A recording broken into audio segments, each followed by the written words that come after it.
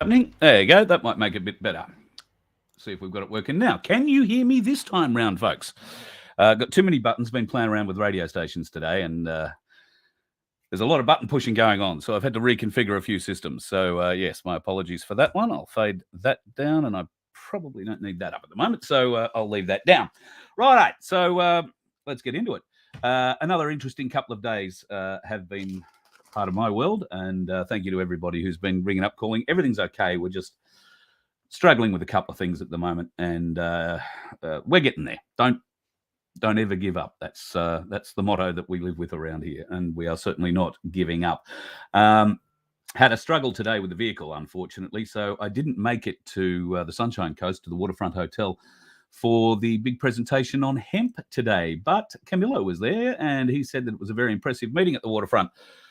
Great to see. I think he had nearly 100-odd people there, and might have been a bit more by the time everybody who wanted to attended. And I'm sure very informative. I am really pissed off I couldn't get to it. I was really looking forward to learning a lot more about the entire process. I'm just going to drag this microphone a bit closer. I was looking forward to learning a lot more about the process. But I'm sure the opportunity will present itself again. Sorry, folks, I'm just... I've got a microphone that's in desperate need of some Viagra. It needs to stand up a bit. So yes, that's essentially what happened today. I had a car issue this morning, which is useful because it's up for a service tomorrow, and the place it's being serviced at is on the Sunshine Coast. So anyway, we'll see what comes out of it. It's going to be great. Let's have a bit of a look who's in tonight. Sunflower's in. Aussie Sue's in. Hello, guys. Crunched is in. Camillo, obviously. Elizabeth, hello. Harm was in for the first time. Harm, number one tonight. G'day, mate. Thank you very much for everything you're doing for us too, mate. Really appreciate it, and keep the home fires burning, I guess, down where you are at the moment. It might be a bit chilly. Billy, nice to have you on board too. DM's in the house. Vulcan Aussie. I like the sound of that. Have you got pointy ears? Just a question. Either that or you may look like an old heater. I'm not sure. Andrew Smith, Wendy, hello. Phil, the cooker's in the house. Speaking of cookers, had a bit of interaction in the last few days with some of our favourite cookers. It's been interesting and worthwhile. Mrs. Hoon's in the house, and Paul, not back on the tools, but certainly back on the keyboard. I hope you're doing all right. And G1 is in the house. He doesn't know it yet, but with a bit of luck, G1 will be appearing on the show on Friday night. Thank you, Bradford. G2 and I had a conversation about that. He may not have informed you. But yeah, Bradford will be on the show on Friday night. What he's going to talk about, we have no idea, but rest assured, we're sure it will be interesting because he's good at making shit up. Peg's Place is in. Hello, Peg. Sandy, hello, gorgeous lady. I hope things go well with you and Baz and every donkey in your possession. I looking forward, as I keep saying, to coming down. Still too cold. We'll get there. Working very hard. Sovereign Joe's in the house too. All right, let's get on with it. Look, folks, I think there's a few things I want to cover tonight, but the thing I think I want to try and push the hardest for you is to let you know that we are suffering. Now, I've got a few words I've written up here, so if you see me looking away, it's because I'm reading up here. I don't have an auto cue to sit in front of me and scroll, and rather than me mumbling my way through my thoughts, I thought I'd better write a few of them down. I know that's not something I usually do, but here we go. So the people of Australia suffering. Now, we've been suffering for years in a relationship with multiple governments and a bureaucracy that's deliberately and with malice hurting the Australian people. We, the Aussie people, are suffering in ways that are very familiar to anyone that has suffered in an abusive relationship.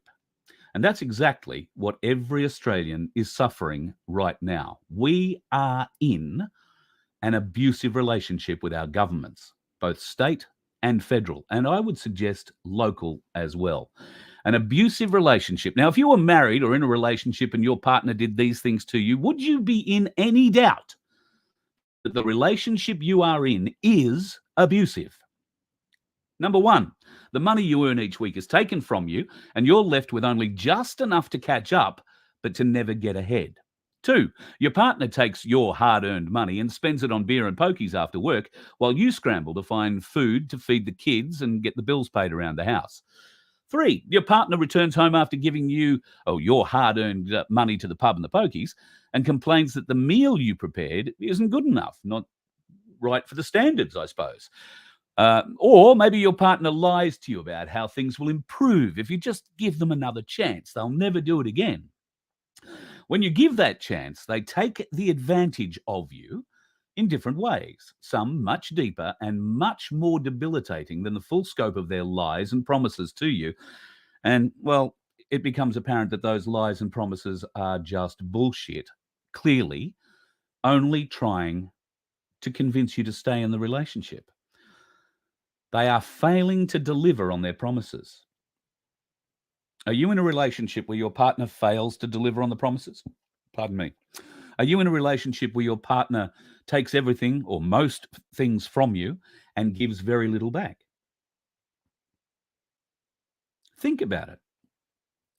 I think this might be a starting point for us to, if the conversation has to happen with those folks whose eyes aren't open just yet, this might be a nice way of explaining the relationship that we currently have with governments in this country and bureaucracies in this country. And maybe then those people who so far have had their eyes welded shut might open them a bit, because some of them, you can be guaranteed, are in abusive relationships. Now, if you're in an abusive relationship, you find it very hard to get out, because it's where, believe it or not, a lot of the strength that you get comes from. You feel that, you're not worth anything to anybody else. You're not useful to anybody else. This is just your lot in life. You don't have to put up with that if you're in an abusive relationship. It's a decision. It's a choice. Just like we don't have to put up with an abusive relationship that is gaslighting us. Now, gaslighting. What does gaslighting mean? I mean, we talk about it a lot. We hear interesting words and they say this, that, the other. We might get certain things sorted out. We might not get certain things sorted out. Well, what you're doing is being gaslit, and being gaslit means they're telling lies to you. They are continually telling lies to you. They are trying to manipulate you with lies or obfuscation or both. An abusive relationship. I see G1. You're absolutely right, mate. It's battered wife syndrome. And every Australian, man, woman, and child, is suffering from it. Okay? Too scared to leave because, well, we don't know what's out there on the other side. Best to stay with what we've got. Is it? I can tell you from my daughter's perspective, it wasn't. It would have killed her. And unfortunately, many people in this country and around the world are in exactly the same position. Our governments are, I believe, trying to kill us. The global depopulation agenda is trying to kill us. What happened with the jab and everything associated with it has tried to kill us. Not the cough. The cough was just the Trojan horse to get to the jab. And there is absolutely no doubt in any clear-thinking person's mind that that is exactly what's happening in our morgues, in our hospitals around the country. People dropping dead every day. How many 30 to 40-year-olds have died? Have you seen in the headlines this week? Just celebrities. I've seen 4 or 5 just in the last 4 or 5 days.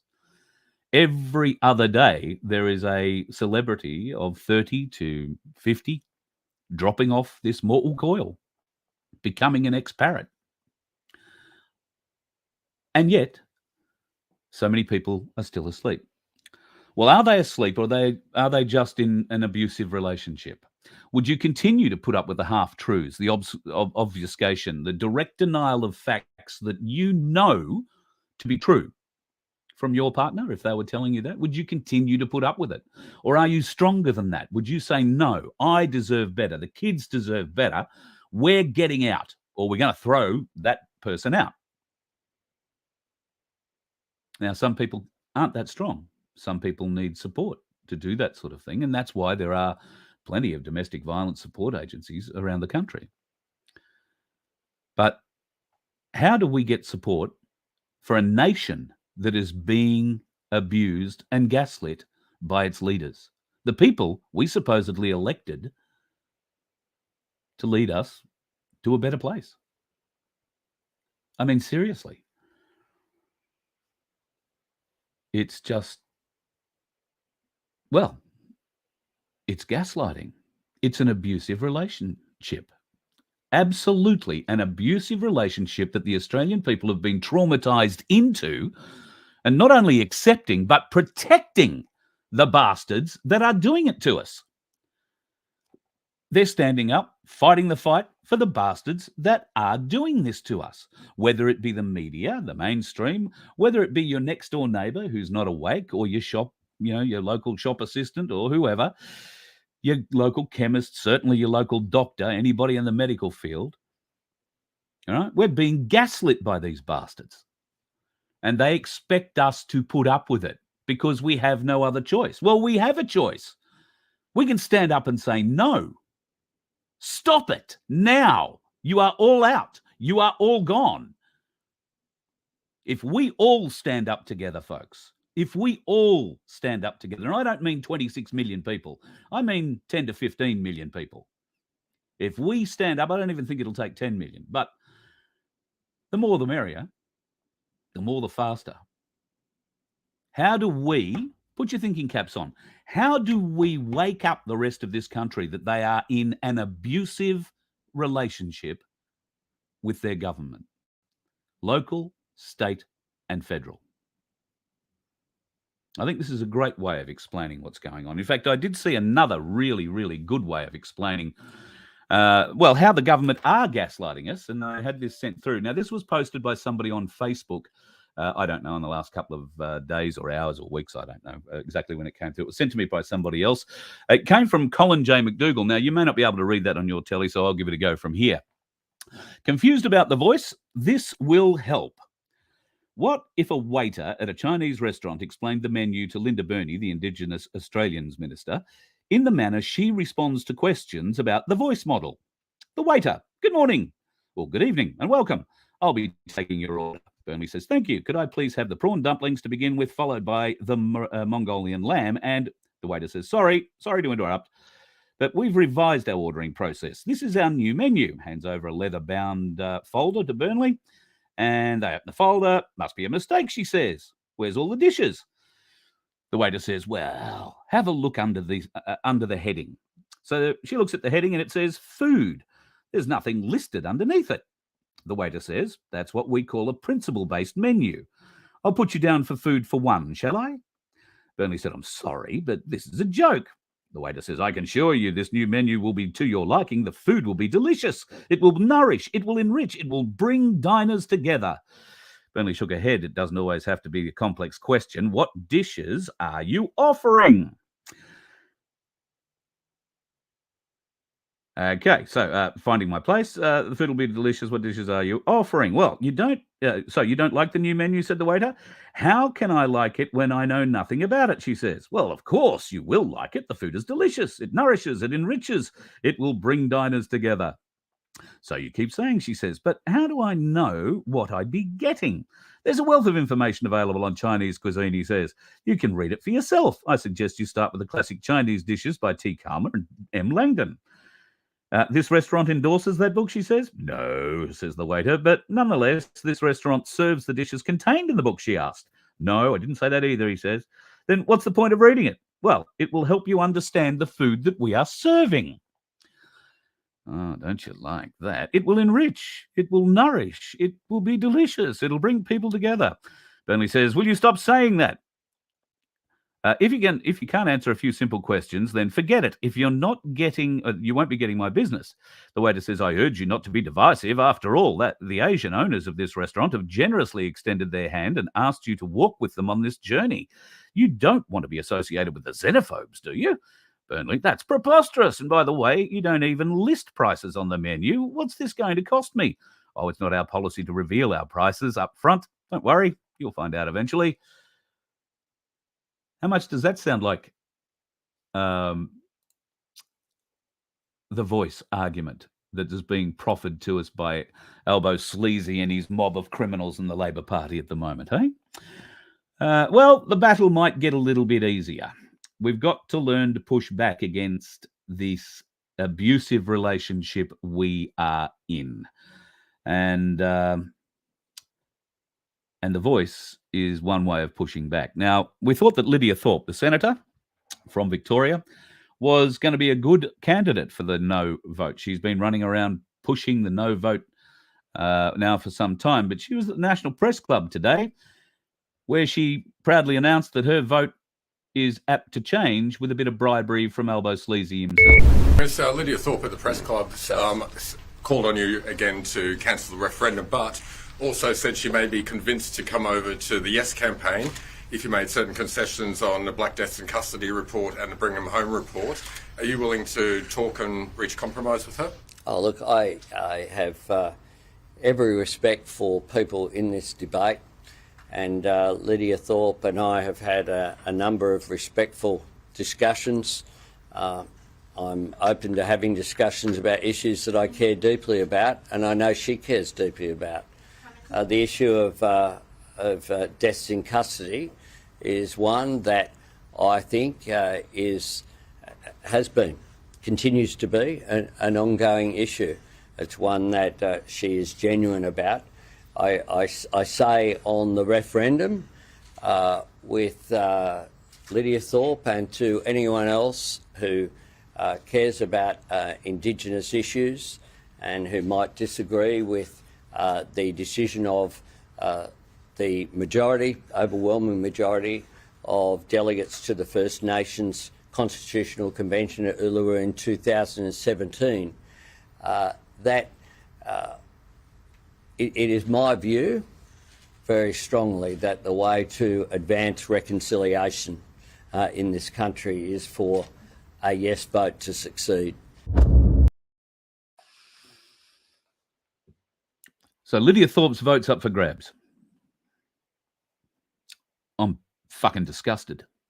I think that's about the only way I can put that. That piece of shit is going to sell out everybody in this country for something. She hasn't defined what, but it has something to do with black deaths in custody, which is an awful thing.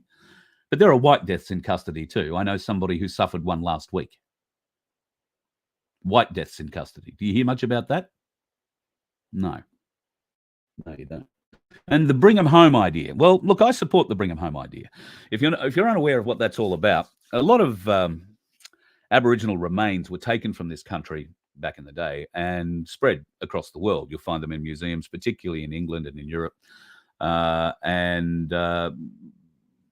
side with the people of Australia here who think that those remains should be returned to Australia. However,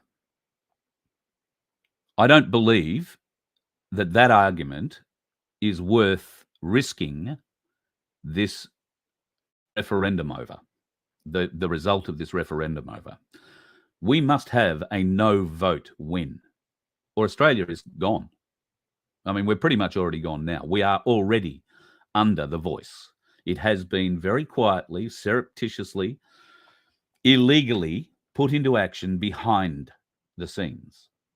So it is already in action, and the Western Australian government's overreach on their Heritage Act recently is just part of an example of that. Now, I know Rod Cullerton and crew are claiming a huge win over there with that. I'm not exactly sure how much Rod had to do with it, but you would have thought common sense would win this out in the day. But if he was able to pressure them in a court there somewhere, or he never got them into court, but if he was able to pressure them, then all well and good. I do believe that if he is successful in following through what he's doing, then it could have significant ramifications across Australia, namely for the Governor-General, because the Governor-General appoints all Governors-General, all state Governors-General. Our Governor-General hasn't been legitimate for his entire period. So how can he have any legitimate appointees? The simple matter is he can't. The Australian government has not been sworn in under a lawful Governor-General. In fact, they haven't been sworn in at all. They have said a few words and committed to the Queen of Australia. Who's the Queen of Australia? Any idea? No, me either. So, yeah, Lydia Thorpe's vote's up for grabs. So if you're in Victoria and you thought this woman was going to be good for you and good for us, our side of the vote, if you thought she was actually really looking after not only just her, as she calls them, her people, I would call them our people, she seems to be drawing that division between white and black. And if she's going to peg her vote on black deaths in custody, how are you going to fix black deaths in custody? I mean, how are you going to do that? Not lock them up? Yeah, that'll work out really well because every white fella will get locked up, but every black fella won't. And I can't see that being a very equitable way of figuring things out. So hopefully she has another plan, and hopefully there is a journalist with enough brains and or balls to ask her how that might actually come together. Because she won't talk to me. She won't talk to people like me. She's far too important to be dealing with us, as most politicians believe themselves to be.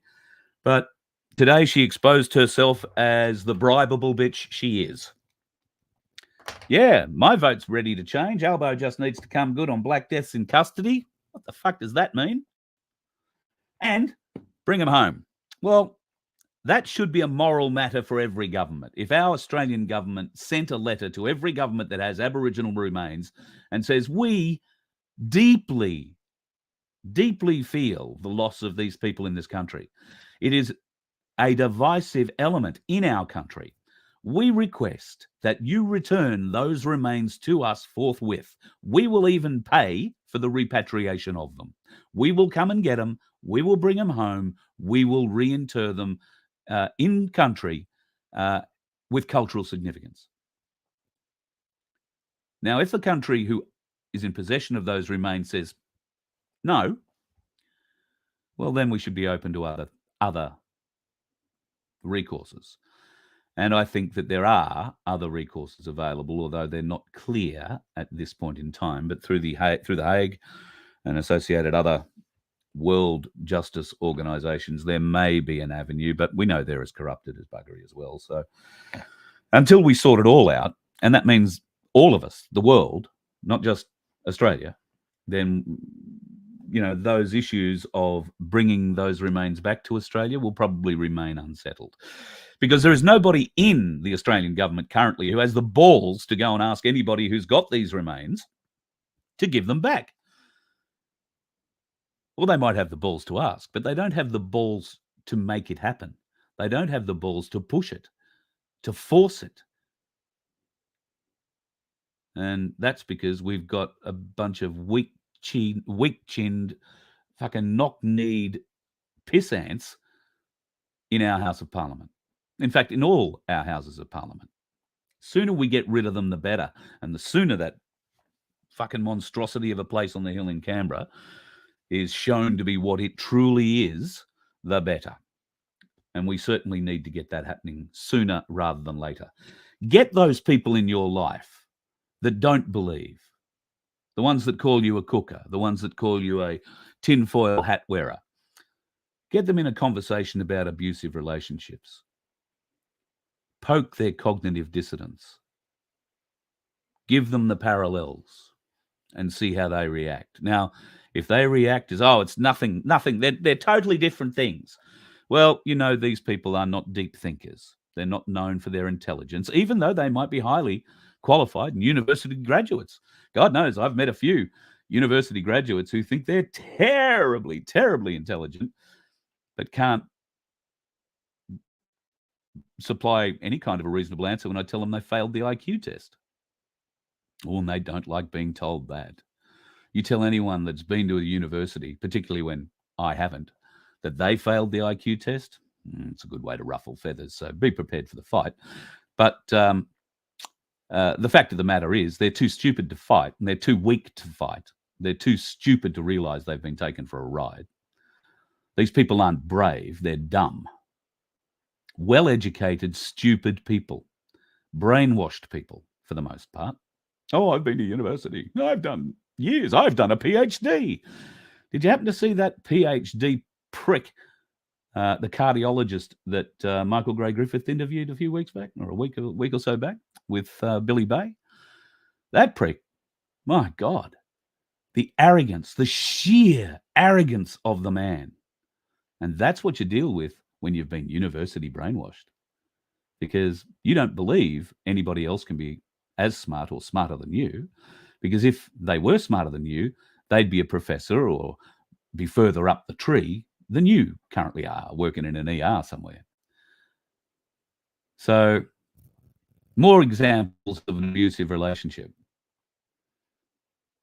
Our abusive relationship stems back, well, a lot further back than just when our partner decided to enforce their medical ideas on the rest of us. If your partner came to you and said, I'm going to stick you with this, and you ask, what is it? And they tell you, I'm not going to tell you. It's good for you. That's all I'll tell you. You've got to have it. Nothing's going to happen. That's all I'm going to tell you. Let me stick this in your arm. Would you let them? Particularly if you're in an abusive relationship. Would you let that abusive partner walk up to you with a syringe and stick it in your arm, not knowing what was in it? How is this different to what's happening with us and our governments? It's just happening on a bigger scale. So it doesn't look the same, because we equate the abuse that we suffer on a personal, singular level. We don't look at it on a nation scale, but that's exactly how we have to look at it, on a national scale. I would argue we need to look at it from a global perspective, but Australians need to look after Australia first. If we can get ourselves in order, then we can go off and help the rest of the world. But we need to get out of this abusive relationship we have with our governments in this country. And we need to get out of it sooner rather than later. How do we do it? Well, there's a lot of suggestions going around at the moment. I know that Australia One, Bosie's crew are all running around putting their placards up and protesting, and God love you for doing it. It's good. Get out, be seen. I noticed in a speech that he gave the other night, clearly there aren't a lot of people turning up at these events. In fact, there are, by the look of it, have been some singular type folks who've turned up to rallies that really haven't eventuated. Well, don't be put off by that. And many haven't. They've stood there with their placard or megaphone and spoken just the same, whether there was one of them, 10 of them, or 100 of them. Didn't really matter. So, yes, that's one way of getting to it. But I would resist calls to go and protest.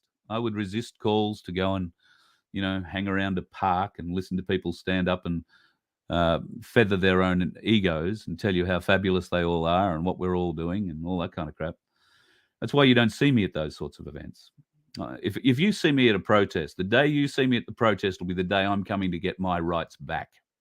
And we'll be taking them back that day. All of us. And I hope you will be standing there beside me. Because I won't go to a protest and beg for my rights back. That's in effect what you are doing. You're begging for your rights back. So that hasn't worked. Now we need to coordinate, join together, and start pointing out the abusive relationship that we, the people, are in with our Australian federal, state, and local leaders. And yes, of course, that does extend internationally because they are pushing the one world mantra, of course. Smart cities, more of that to come in the next couple of days too, I can tell you. Been doing a little bit of research on that in recent days, and there's a phenomenal amount of bullshit that they're going on with. Another thing that is obviously part of the abuse that we're suffering at the moment, along with the deliberately induced interest rate crisis, the bank system and the pressures that people are under paying their mortgages, and of course, the supreme rental pressures that every state in this country are facing. Now, today, there was a national wank meeting, or wankers meeting, also known as a national cabinet. Now, that's where all the state premiers get together and jerk each other off for, most of the day, tell each other lies and tell Albo what they may or may not agree to so he can come out and say, oh, yes, we did some really good things today. Well, today, they apparently were going to sort out the rental crisis happening in Australia. The rental crisis happening in Australia. Here was one of the first questions that he was asked. The limitations rent increase only once per year. Is that good enough? Because at the moment we're seeing rent increases once per year perhaps, but of hundreds of dollars. So is that good enough for renters? What we agreed to was to move towards that. In Western Australia, there has been a recent decision just in recent months of 6 monthly, a limit in that. So when we come together, what we want to do is to work towards greater national consistency, but we're not in a position to flick the switch and just change 8 pieces of legislation across states and territories immediately.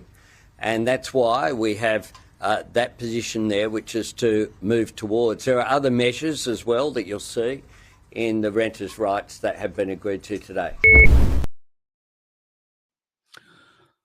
Yeah, so what was agreed to today? Absolutely nothing. Absolutely nothing of benefit to a renter. Okay. Now, one of the big things that they were arguing about was rental increases once a year. That isn't the problem. What needs to be looked at very seriously are property managers, real estate agents, and the lies, bullshit, and deception that they are pulling not only over their rental clients, but over their customers whose properties they're managing. All right. Now, we've talked before about how rental agents and rental property managers have been putting up the rent exorbitantly. And we have shown proof that some of them are not passing on those rental increases to the owners. They're actually creaming the top. Thank you very much. Now, how do they do it? Well, it's no point legislating you can only put rent up once every 12 months because, as the person said, at this point in time, they're putting it up hundreds and hundreds and hundreds of dollars. Now, that might be good to limit it to once every 12 months because right now they can put it up in certain places in Australia as many times as they like. And they do it by kicking out the people in the house. They do it by giving you short-term rentals, 3 months, 6 months, 12 months. Okay? And at the end of 3 months, you'll get a new lease. Says your rent's going up. And it might go up 60, 80, $100 a week. You'll only get another 3-month lease, or you can negotiate for a 6-month lease, but your rent will go up a bit further. Then, if you don't want to renew the lease, and bear in mind that 4 months out of the end of your lease, you will get a note asking you to confirm whether you are staying in the lease or you are vacating the premises. 4 months ahead of time to vacate. So they get 4 months notice of whether or not you're going to keep playing their bullshit game, and they don't care because as soon as you go out, they'll jack the rent again by another 50, 80, $100 a week and rent it to the next poor sucker that comes in. Now, that's how they're doing it in Queensland. They'll screw you 6 ways from Sunday. They'll give you a short-term lease, and then when your lease expires, they put your lease up again and again and again. It is possible to have 4 rental increases in a year in Queensland. Proved. They've done it numerous times. It is pure evil. And the property managers and the real estate agents are significantly to blame. That's where the regulation needs to go. That's where the thieves, liars, and assholes in government need to start looking. But of course, they're not likely to start looking at their own, are they? Thieves, liars, and assholes protect each other. And that's exactly what's happening in our rental markets. So, a great wankfest today. All the premiers get together and they decide on a $3 billion housing plan over the next 5 years, I think it is, or certainly a long period of time. We've given more money, more billions in a shorter period of time to Ukraine. We're already over $1 billion in the last 12 months that we've given Ukraine.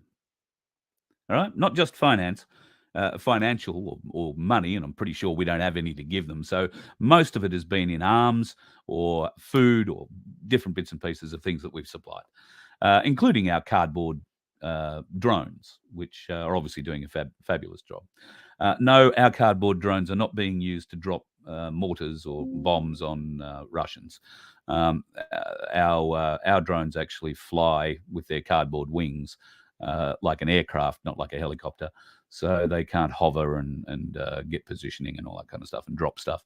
And while some new drones that we are apparently sending over there aren't cardboard and are launched off a trailer launcher, they are capable of carrying more than just cameras. But whether or not the Australians are providing anything further to hang off them, that is not likely to be made public to us until well after these pricks have been put in jail, I suspect. So, yeah, that was the big upshot today. All the premiers getting together for a circle jerk and coming up with nothing. Absolutely nothing. So the pain continues. The abuse in this relationship continues. So what we need to do is band together. We need to learn our own rights. Camilo's had a good point here.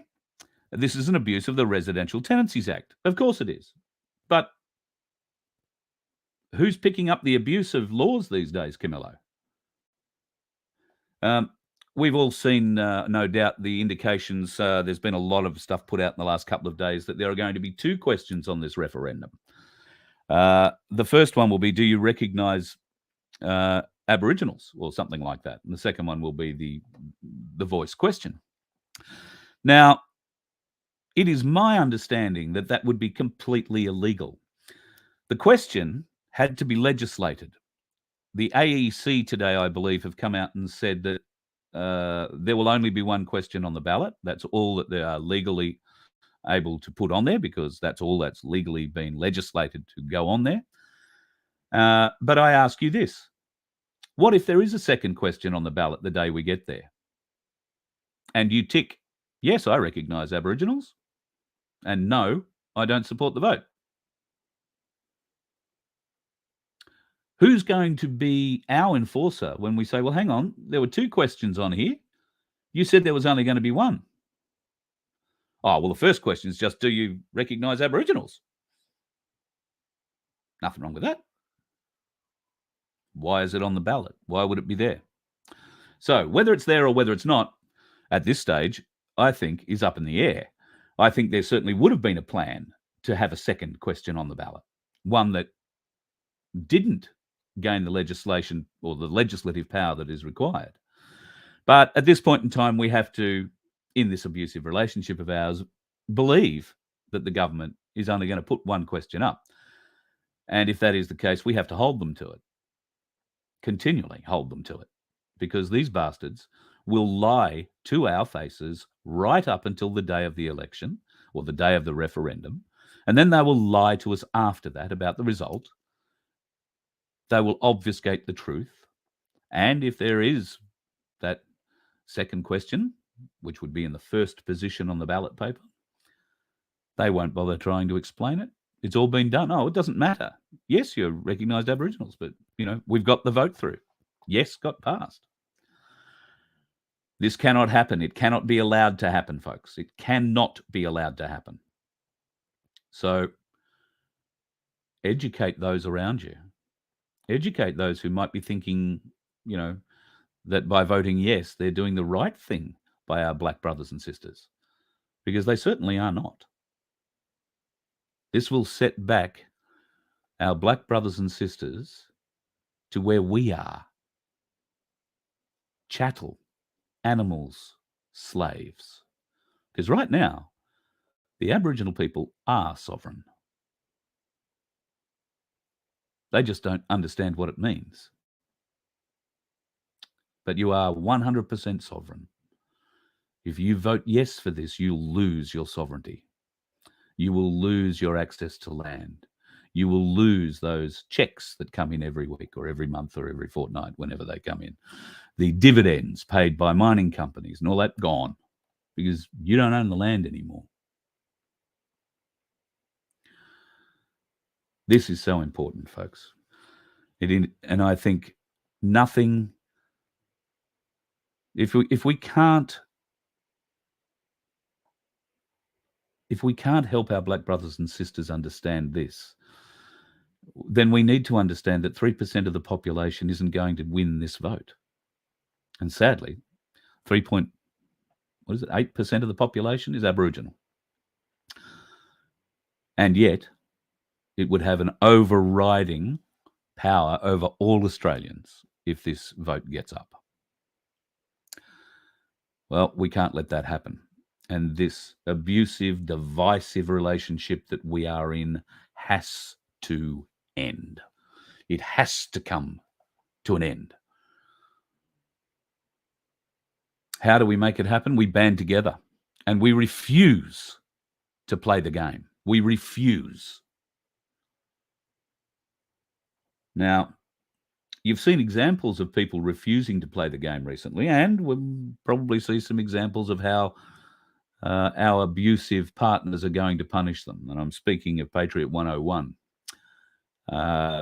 If you haven't seen Glenn's video of a bit over a week ago now, I think, he was pulled over near Wollongong by the cops, gave the cop pretty much a common law education, and then drove off. Unfortunately, the copper had already been able to identify who he was. I have no doubt that Glenn's picture will be plastered up on every police station in New South Wales, and the registration of the van, along with pictures of what he drives. So they will know exactly who he is and where he is on the road at any given time. The day after they found him, they served him with 7 charges, which he is going to go and face in Dowling Centre Court in September. I think it's the 25th. It'll be interesting to see how that plays out. Glenn knows his common law. He has helped a number of people in various different actions in a couple of different states, and has had some success. This is going to be the litmus test. 7 charges, and in their court. So I'll get a hold of Glenn, see if he wants to come on and have a chat at some stage, but all power to him. This is the kind of bravery we all need to show, folks. We all need to challenge, because if everyone who appears in that court that day is coming in and going to offer a very similar argument to what Glenn, I suspect, is going to put forward, the courts are going to have a hard time dealing with it all. And that's what it should be, because the courts are doing the wrong thing. The courts are just taking money from the slaves, occasionally incarcerating one of them or two. So yeah, Glenn's strategy, I'm sure, will be a very interesting one. I don't know that he'll want to reveal it too much before his court date, but all power to him. He's a great fighter in our community, and a great bloke. So give your support to Glenn if you can see him on the streets, or if you see him around, tap him on the back, tell him he's doing a bloody great job, and gain some inspiration from what he's doing. Pardon me. I'm not suggesting that you have to go out and do illegal things, or Glenn lives, drives, and works in a certain way, and unless you are prepared to make some sacrifices to live that way, then you'll probably find it's pretty hard. It's a hard way of living. You're always driving around with one eye in the rearview mirror, wondering where the coppers are going to pull out and pull you over, or in some other way abuse you, take your rights away from you, and administer you any which way they feel the urge, just like a partner in an abusive relationship. So I don't know that I've got too much more to add for tonight, folks. I see that, Crunch has got the idea there, saying that nobody else is prepared to stand up. Well, why is that? Are you all weak? Are you not brave people? Are you not brave souls? You've stood up, you've rejected the jab, you've rejected the obvious abuse that has been thrust upon us from various levels of government, local, state, and federal.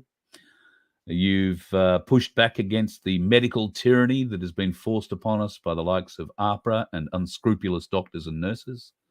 You've pushed back. And I have no doubt on the odd occasion you've probably given them a mouthful. But now we have to find a better way,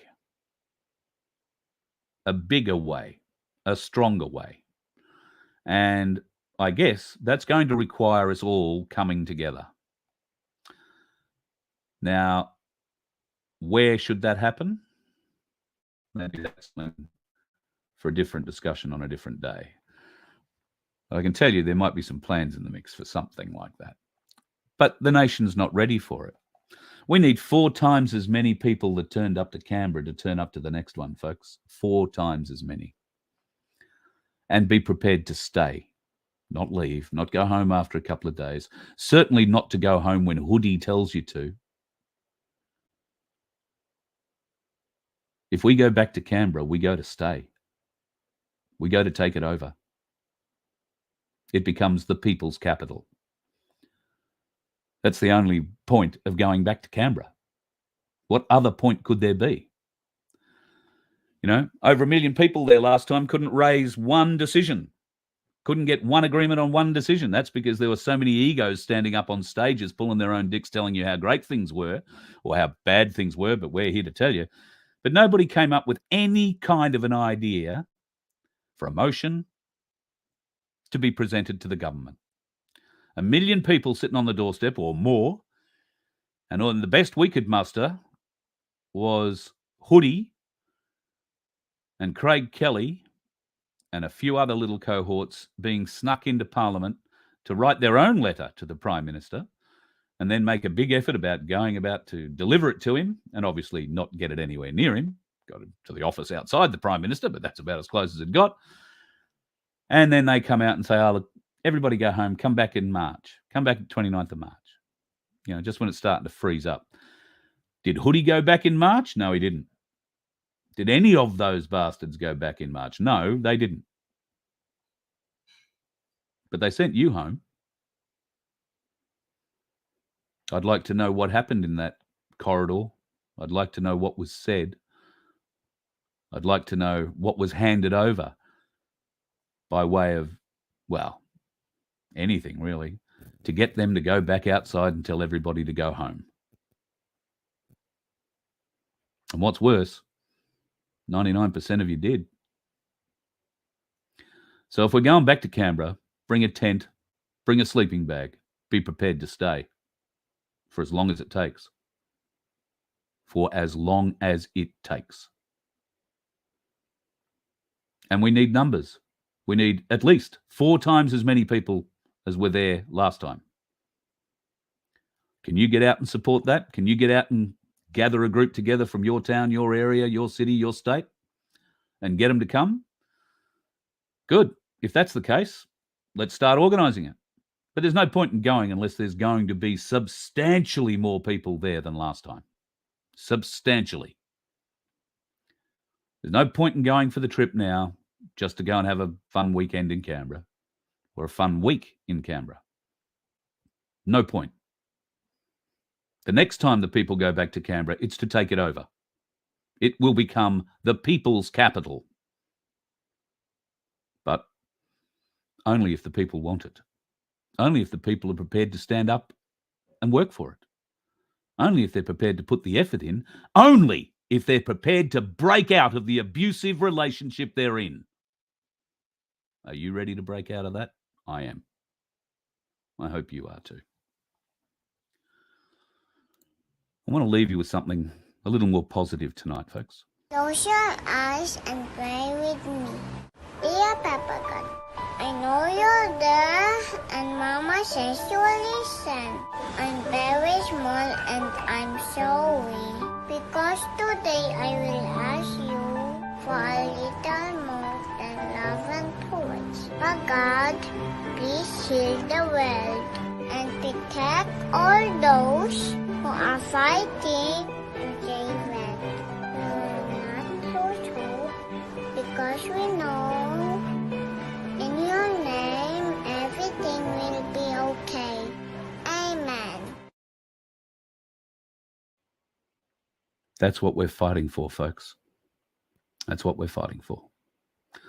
God love you all, folks. If you want to help us, you can. You can go to vofhq.com. There's a donate button there, or you can join us and become a member. We'd love to have you on board. It's a lot easier to coordinate members. So vofhq.com, just click on the membership tag and you'll be able to find out the details there. Or if you prefer just to chuck us $2, then that'd be great too. Thanks, folks. Love your work. See you tomorrow night. You let one ant stand up to us, then they all might stand up. Those puny little ants outnumber us 100 to 1. And if they ever figure that out, there goes our way of life. It's not about food. It's about keeping those ants in line. That's why we're going back. Does anybody else want to stay? Let's rock!